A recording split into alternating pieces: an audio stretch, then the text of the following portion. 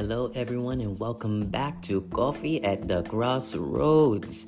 Once again, I'm your host Afro Spiritual and happy Monday. I hope y'all are having a great Monday. Your Monday is blessed. The roads are open for you. I hope the birds are singing and everything else. Okay.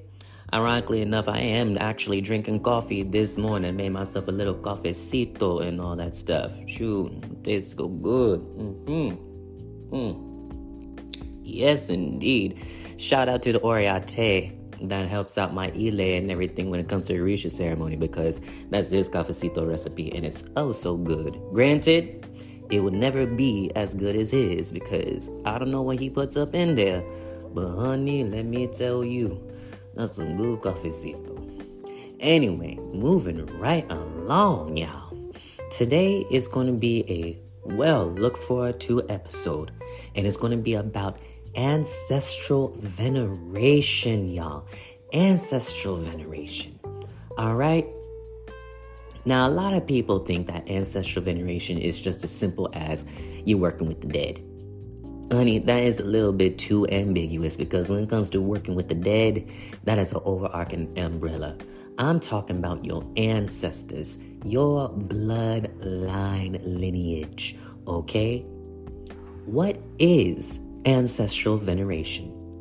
Ancestral veneration is the honoring of those who came before you, all right? On your mama's side, on your daddy's side, all right? Honoring those that came before you. From your mom all the way up, moving backwards, even to ancient times. From your dad all the way backwards, moving all the way up to ancient times, okay? That's what ancestral veneration is. Honoring the memory, honoring the legacy, honoring the culture, honoring the wisdom that has been passed down to you now. And that is a very special thing. You'd be surprised what the ancestors are able to do in your life. Not only for you, but also for your loved ones and your family.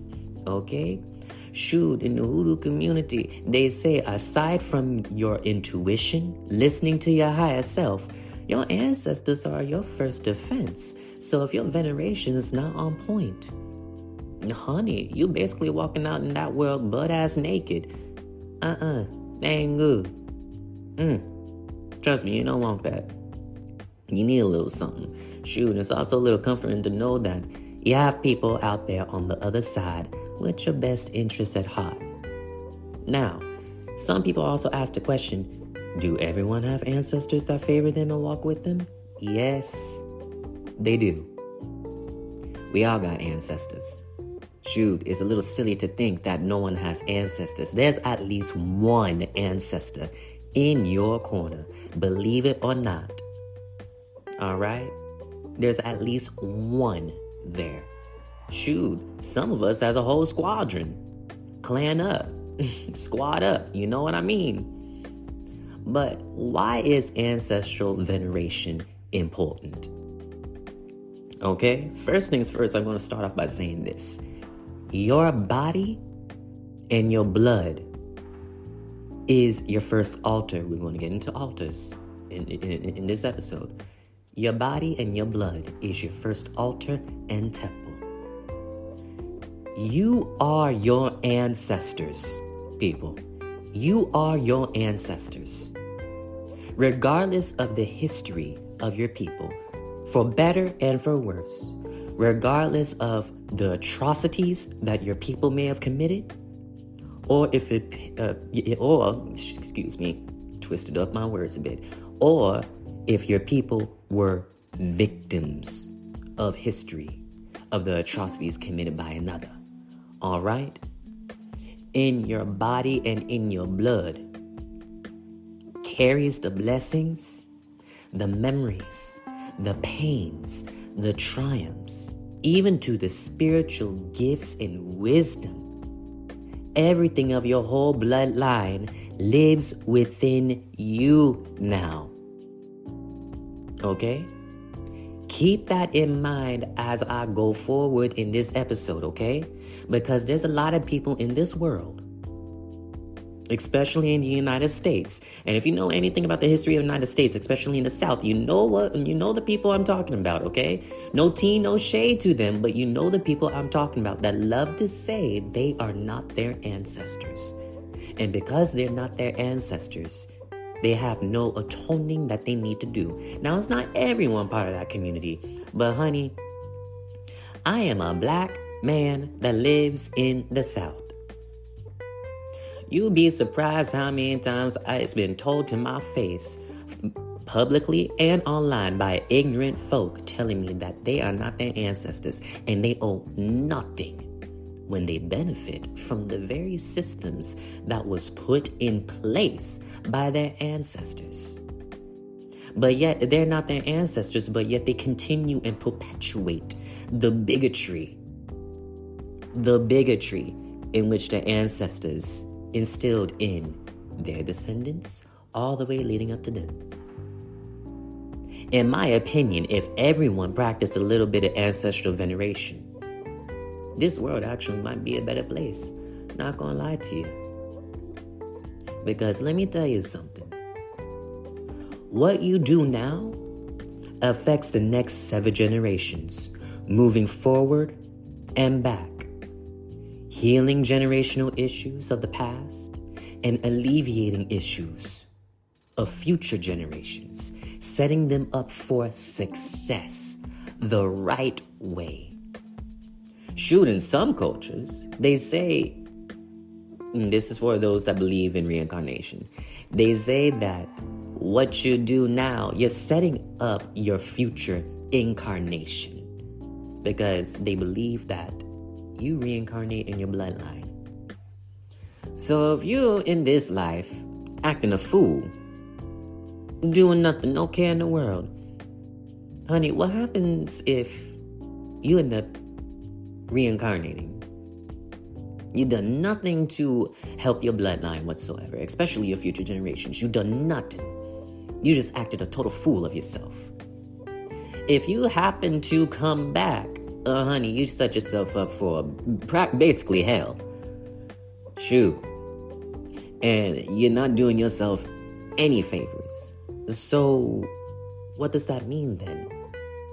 In this lifetime, it will behoove you to act with some mindfulness, to act with some forethought, to when your time comes, when heaven decrees that it's your time to go, what are you leaving behind for future generations? What are you leaving behind? What world are they going to inherit 7 generations from now due to your actions? Because if you want to play the whole time in this illusion and everything, baby, you alive right now. Time is an illusion. You are an ancestor to somebody already. In truth, you are already an ancestor to somebody. So act with that mindfulness. Act with that mindfulness. You have to. If you want things to be better in this world, especially for yourself and your community, act with some mindfulness. Act with some integrity. Act with some good character. Now, we're human. It's not always easy. I'm not gonna lie to you. It's not always easy. But it's the fact that we get up and we try. And we do our best to live up to our highest potential in this lifetime. So our future generations as a collective will inherit something good. So how do you begin ancestral veneration with all this talk surrounding it? 1, learn to trust yourself. Listen, because I get that question a lot. How do you begin ancestral veneration? Or how do you communicate or heal your ancestors better? Let me tell you this. A lot of people want to get into ancestral veneration, and it is a good thing. Love it. But a lot of people that get into ancestral veneration and starting that don't know how to trust themselves or to listen. And then they end up opening up the door to be able to venerate their ancestors, not knowing how to be able to sit with themselves and listen and trust themselves. And all they're doing is just pissing off others, pissing off their ancestors. Over here, asking for a sign, but yet they don't even know how to trust themselves to be able to read the signs. Over here, asking for insight, and they don't even know how to sit down with themselves and listen for the insight to come through. Making the ancestors frustrated for what? So, to begin ancestral veneration, it starts with you. Remember, your body and your blood is the first altar and temple now. It is. So what do? You sit with yourself first. You get to know yourself first. And that even means learning family and cultural history, y'all. Learning family and cultural history. That's the trick right there. Now, for those that are adopted, now I won't lie to you. I get this question a lot as well. What do you do if you're adopted? Listen, you do have blood ancestors, but this is where the soul comes into place. Because if the ancestors of the adoptive family accepts you, honey, you have two families walking with you. There's nothing to it. Nothing to it. Yes, it's going to take a little bit of research to figure out where your blood lineage comes from. But honey, don't worry about a thing. Because your ancestors know you. You just need to get to know them. When it comes to starting out the ancestral veneration, and this is what messes with a lot of folks, it's going to be based on how your immediate folks believed and practiced. All right? Can't just skip to the ancient ancestors or to the ancient practices. You must work your way backwards slowly. And due to that, and the reason why for that is because of generational issues. All right? Generational issues. Because when you open up the door for an ancestral veneration, you do open up the door to potentially being able to handle and work with generational issues. And for some people, that's not easy. That's not easy. For example, some people may have the generational issue of dealing with hypersexuality, lust, being lustful. Some people dealing with emotional abandonment, narcissism that runs in the blood, violence, domestic violence, drinking and smoking habits, not treating themselves well, healthily. And that's just a small pinch of all the generational issues that can be afflicting a family, be afflicting someone's bloodline. And that's not to mention generational curses, y'all. Generational curses is something that, when I say it sticks, it sticks. Can it be removed? Yes, but it won't be removed with a spiritual wash. It won't be removed with, doing this and that. Now, prayer, doing things through prayer, now that's different. But it's not an instant fix. Removing generational issues and generational curses will never be an instant fix. And y'all need to get that out of your head right now. It takes work. It takes dedication, okay? Shoot. It's spiritual work, y'all. And for this work, sometimes you're going to have to sacrifice. You're going to have to cry. You're going to have to face shadows, demons, darkness. You're going to have to sweat. You're going to have to possibly spill some blood, metaphorically. Spill some blood just to be able to clear up these issues, if you are dealing with these issues. Elevating the ancestors is not an easy thing, but it is worth it. It's very much so worth it. And the way you go about elevating the ancestors is going to be different based off of the culture in which you descend from and the people in which you descend from. All right? I can only speak about what I know from my people and also my practice. I cannot speak for everyone else because let me tell you this. There's some people that try to say, I remember someone tried to tell me that ancestral veneration was a closed thing. Everyone has ancestors. Ancestral veneration is not a closed practice. The manner in which you venerate your ancestors may be a part of a closed practice, and that's the boundary that needs to be respected. The way ancestors are venerated based off of practice and culture. not ancestral veneration as a whole. Okay?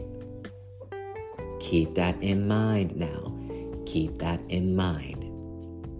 And for those, going back to the immediate family, for those with their immediate family that practice Christianity or some Abrahamic religion, because, nowadays there's a lot more pagans and everything. There is a lot more pagans, a lot of people who do not subscribe to Christianity, Catholicism, Abrahamic faith in general. If your immediate family practice Christianity, Catholicism, I'm just going to use those two because those are the ones I'm most familiar with based off of my upbringing and where I come from. Look, you're going to have to use that as the mode of communication to venerate your ancestors, your immediate folks, because that is the manner in which they understand spirituality. Because ancestral veneration is not about you. In an indirect way, it is. But as a whole, it's not about you. It's about honoring those that came before you. All right? So if your immediate folks were Christian or Catholic or something like that, and you have religious hurt from those beliefs, you're going to have to sit down and you're going to have to confront it. I kid you not. It's not Burger King. You're not going to have it your way. So if that means you're on your ancestral altar, or you have to sit down in prayer, praying the rosario, the rosary, or sitting down with the Bible, open up to scripture and going into prayer to honor your ancestors, well then look what you're doing. Look at what you're doing. So don't cry about the fact that you may have to do that. Even for some, especially for my black folks, some that don't subscribe to Jesus, okay? But if your immediate folks for your ancestors subscribe to Jesus, then you're going to pray in Jesus' name, because that's what the folks that came before you did, and that's who they put their faith into. You're doing it to honor them. It's through honoring them that bolsters and empowers you. Remember that. All right? As you practice your veneration, over time, the bond will deepen with them. All right? The bond will deepen with them because they already know you. You have to get to know them. The bond with them deepen, and over time, as you venerate, work through certain issues with self that you may have inherited due to your blood, helping them elevate, understanding them, getting to know them, honoring them. They will slowly over time walk you backwards to more of the ancient ancestral understandings and practices. It could lead you down different roads, different paths. Shoot, I could use myself as an example. I believe I talked about it in a previous podcast. Oh, no, yeah, I did. Honey, yeah, I practiced growing up practicing root work, okay? Now, as you know, though, if you come from a Hoodoo practicing family, we don't call it Hoodoo. Some of us call it roots. Some of us call it root work, doctrine, and shoot, God's work on earth, working, spiritual work. There's a lot of different names for it. I've been practicing that most of my life. And over time, I was walked backwards to Orisha. Now I do both, Orisha and root work, honoring where I came from and the knowings in which that was passed down to me by my elders, and working with and practicing what I am in now, honoring both my immediate and my ancient blood. Although I practice an Afro-Cuban diasporic understanding of Orisha, as my godfather says, if you have Orisha, you have Orisha. Now, the Orisha practice is a closed practice, so don't go and try to pick up and start venerating and honoring Orisha. You have to go through proper channels and initiate. I'm going to save that topic for a future episode, okay? Might even bring my godfather on. Not might, will. Just need to get with him and schedule that and everything. I digress. It's not about you. It's about honoring them. It's about honoring them. Honoring them. All right? You are your ancestors in a full totality. Now, with all that said, some people will be like, okay, honor your ancestors. That's cool. Honor all your ancestors. Now, I'll tell you this. Not every single ancestor is to be honored. Okay? Not every single ancestor is to be honored. Honor your blood, yes. But not every single ancestor needs to be honored. There are elevated ancestors and unelevated ancestors. The elevated ancestors, they're going to be the ones who work through their issues on the other side. They're going to be the ones that's able to guide you, protect you, and bless you without their biases and or opinions getting in the way. Your elevated ancestors allow you to live your life and go about your journey to live up to your highest potential for the good of your life and what God, creator, source, whatever you want to call, decrees for you. All right? Your unelevated ancestors are the ones that are going to be dropping their opinion left and right, getting in the way of your blessings due to how they feel. In ways, they're going to try to force their way of life onto you and try to make you conform to live life the way they want you to live, regardless if it conflicts your highest good and destiny or not. Now, there is a little nuance to that now. There's some elevated ancestors that don't give a rat's ass about you. They don't. They live their life. They don't want to be bothered. Now, there's some unelevated ancestors that do have your best interest at heart, that do love you unconditionally, that do want to see you succeed, but they need a little help elevating so they could be a better help to you. All right? So when it comes to elevated versus unelevated, you have to take that with a grain of salt, okay? Now, in relation to loved ones that passed on, all right? Ancestors that you're considering venerating, okay? How to know if they're elevated or unelevated? Well, divination can help you with that, but also going to your family and figuring out family stories about how they lived their life. Any pains or traumas they dealt with in life.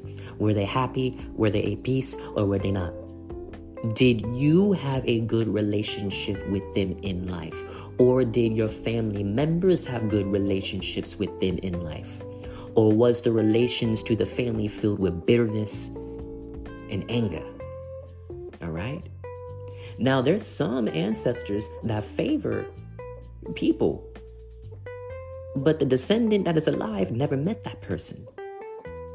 Well, that's when you get into genetics and everything, and that's because you inherited a good deal from that one ancestor. And that is the connecting and bonding point between you and that one ancestor that you most likely never even met. Okay?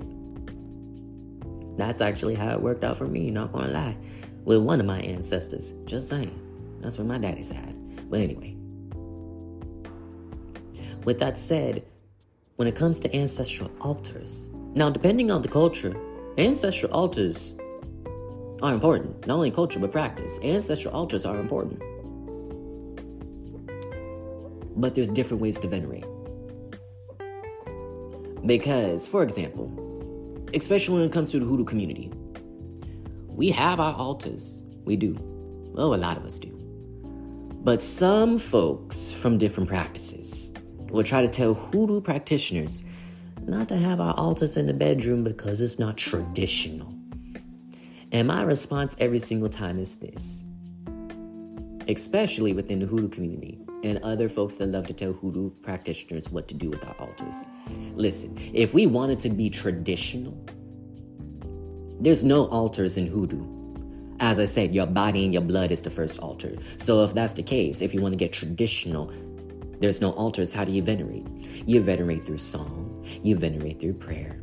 You venerate through the everyday walk of your life. You venerate in nature. Your walk and keeping the memory alive in your heart is the veneration. Tending to your community is the veneration. Tending to your family and fulfilling the duties with your family is the veneration. Loving your kin is the veneration. Ensuring that your kin is supported, healed, and well along with yourself is the veneration, y'all. As I said, different ways of venerating. Nature could be your altar. Shoot. When our time here on earth is done, our bodies go back to the earth. Our bodies nourish the soil. The grass grow. The animals eat the grass. Other animals eat animals. And depending on your dietary choices, humans eat both animals and or grass. Continuing the cycle through and through. We walk in the middle world. Our bodies, our blood is the first altar and temple. We are our ancestors. Their memory lives on through us. And in some cultures, it's said that the stars that look down upon you is the souls of the elevated ancestors looking down upon you from heaven, witnessing what goes on here on earth. So the ancestors are everywhere, living in conjunction with other spirits as well and other forces as well. All right. Now, for those that do have ancestral altars, understand that there's some do's and don'ts. Now, at the very minimum, let me backtrack a little bit. I can only speak about ancestral altars from the context in which I practice. Now, the way you venerate is going to be different based off of your culture and the people in which you descend from. Keep that in mind. So do your personal research. That is going to be essential. Basic ancestral altar do's and don't. All you need is a glass of water, a white candle, and yourself. That's it. If you had a good relation with someone that came before, you can have their picture up there. Or a relic in which they used to own. Or a name. Shoot, obituaries are amazing, y'all. They are. Normally on an obituary, there is all their information. Birthday, death day, picture, full name. Yeah, there is. That's all y'all need to start out. And on top of that, if you want to get extend it a little bit, for those that came from Christians, have a Bible up there too. A relic of some sort that is sacred to help give a protection, an anointing to your altar. All right? Now, that's just the basic. However you dress up your altar from there is on you and the feelings you get, and also communicating to your ancestors based off of what they want. In all honesty, talk to your folks. Learn to communicate to your folks. As I said before, learn to listen and trust yourself first. Do your research on the people you come from, culturally and also direct family lineage. Okay? But let's talk about some don'ts real quick. Number one, know how to pray your ancestors forward. Know how to pray them forward. You want to pray the ones that have your best interest at heart, that love you unconditionally, that operate in accordance to the will of your highest good and also in accordance to the will of Creator. You don't want to just ambiguously speak, because you'd be surprised. Any spirit could come up and pretend to be your ancestor, especially if you don't know what you're doing. Knowing how to pray or call them forward is essential. It's essential. Prayer. Don't pray in the wrong ones. Know how to pray properly. A second don't actually has to deal with different generational issues. For example, let's take smoking and drinking, because from my experience, the spirits, the ancestors, the dead, though, they love their smokes, they love their liquor. All right? But if your family has a generational issue of treating smoking irresponsibly, a history of, bad lungs, respiratory issues because of smoking, the last thing you want to do is include smokes up there. Now, don't get me wrong, those vices are nice. But the last thing you want to do is include smokes up there. Now, with the drinking, if you descend from folks that don't know how to drink responsibly, and descend from alcoholics, the last thing you want to do is put liquor up there. All you're doing is perpetuating the issue for it to manifest in your everyday life. No. Don't do it. Trust me. Now, if you have a spirit, an ancestor that is elevated, telling you to put that up there, then you need to know how to be able to set that up there with intention. As in, you set that liquor up there or them smokes up there, and it's only for those that know how to treat it with responsibility. Treat it responsibly. All right? A little nuance point with liquor. Dark liquor attract heavier spirits. Lighter liquor attracts lighter spirits. For my black folk, when it comes to the Hennessy, Hennessy, whiskey, cone, y'all be careful now. Y'all know how Hennessy treats us. Y'all be careful now. You looking for your ancestors to get buck wild and crazy. Be careful what kind of liquor you put up there. You better off putting a white rum or tequila up there. Okay? And that's if your folks allow you for the liquor and your folks is good with the liquor. Shoot. Y'all be careful now. Truly. Cooking for your folks is one of the biggest things y'all can do. Always cook them traditional foods. When you make them food and they know that you're cooking for them, oh honey, they'll be up in that kitchen with you through and through. Where do you think black folk get this saying, season until the ancestors tell you to stop?